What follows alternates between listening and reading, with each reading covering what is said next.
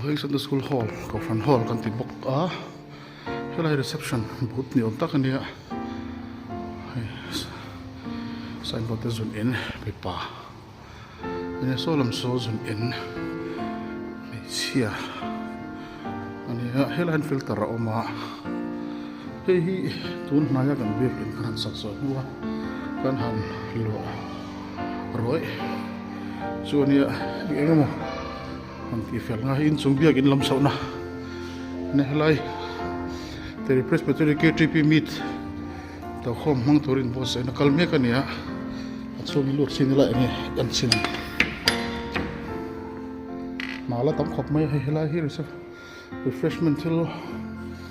wel rom manna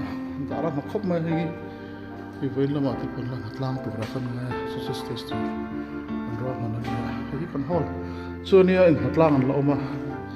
meet mang turin drum man nakal zel ania boss na ana sai projector tipo an da dona helai so na stage hai stage te pon drum man eta panan Sonia kan thalai te an ha an rima zanian mengri buka lazir ngan helai thil tur omang angte han khoi ngai tam takhi oma hekte po hi an ma veka thalai te chom lo se ko thoni kan moi zo lo ti tur ani an ha tho hi ro pi em maya haider le chin wa la te ha han tangkai ko ta na te ta pan so chen ti hi kan set fo kan set thawanga kan set non le fo te po a tha ome so an biakin lam han so gi la nge ram phom malak na anlet sin lokang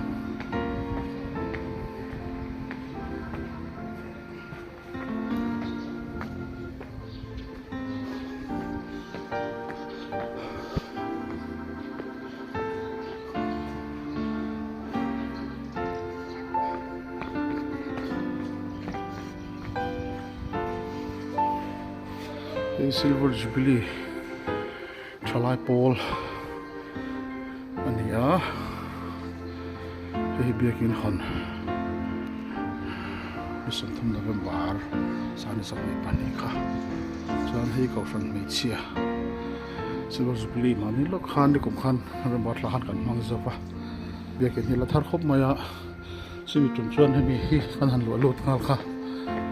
ania hei sain bo thar te pon lo da hello mi hon thep o kan sin hi kan biak ni chuan ya hela ma hi chuan ro na me wala kal ri lawa ma ro chon makina kila kan banner te po wel na ma tan tar tu ra ngai la mi an re lai takin hi tu ni jingdar ko le minute rockvel ania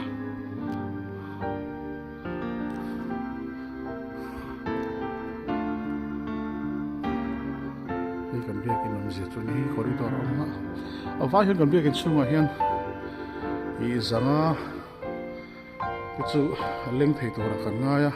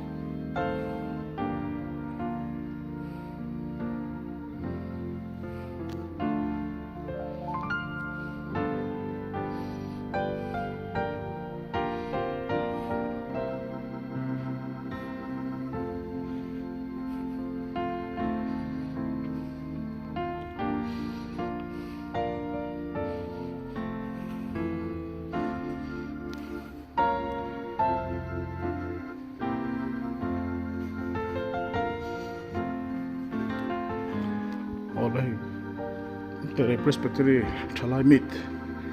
zangi tang hantur bon nakal met su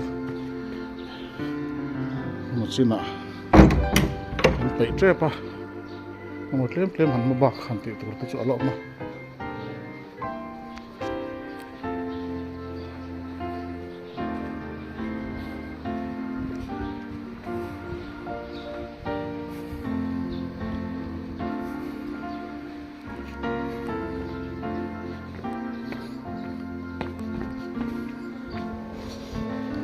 main gate ani ya gate te zo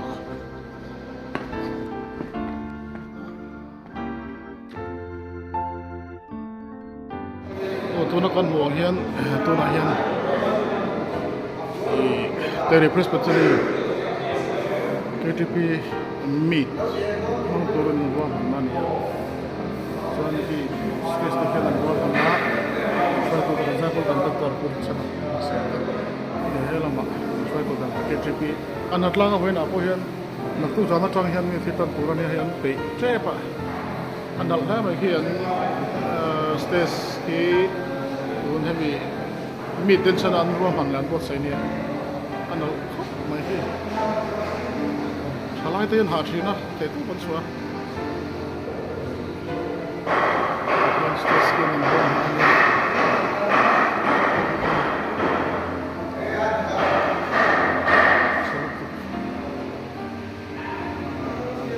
na thok mai hai station go se hi halai na na ngai to la mang zawa te dan khir zawa kinh tế là có thinh mấy lâu tu thì thấy anh ngày tuổi thinh thinh là musical instruments tên anh đã thế là ra anh lồng về nắp đất rồi đó những cái một bên là làm tán nó có tiền xiêm về hết cả hết tôi hi đây là hiện rất mong hiện về Presbytery cái chuyện bị quay chung lại ra bên cổng là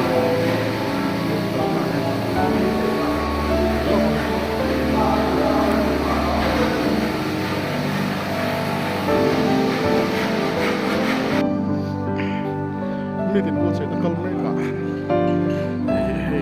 malah teh sampai saya tuh lebih cerita mulai parking sumpah di nanga tuh mita ero hicuan helai motor kandah hoa hicuan refreshment mungkin kan tamdo na bagi refreshment kan kalpui na tuh lai ta kanan hau dewa so mi kong pui silver lah so motor parking so tiko yon ta kami apa ni sana nanti thechina nanti phamto pa itu na Terry Presbytery chalamit kan tlantu hi kan zara kan tlantu hi na kai na ya la phak tok le kan ti the tok an chu kan han ro man mo chu ya the ro pui na tu ni sela ko kan ti pia ki all piang lo no fatur ko kan te e fellowship from ko from chia lai ke ti pi te kan kau renga tin abik tin ke ti pi ya ba e ba ko kan thleng don ma se ma ni min so ya ko min na thlen tur ni na hian e to ko so ve ko ka moi lo hian hlai me ba tin e thalai ni na zo na lo mo ka tlarin ti sek na chi ka thi ya ni be na la ya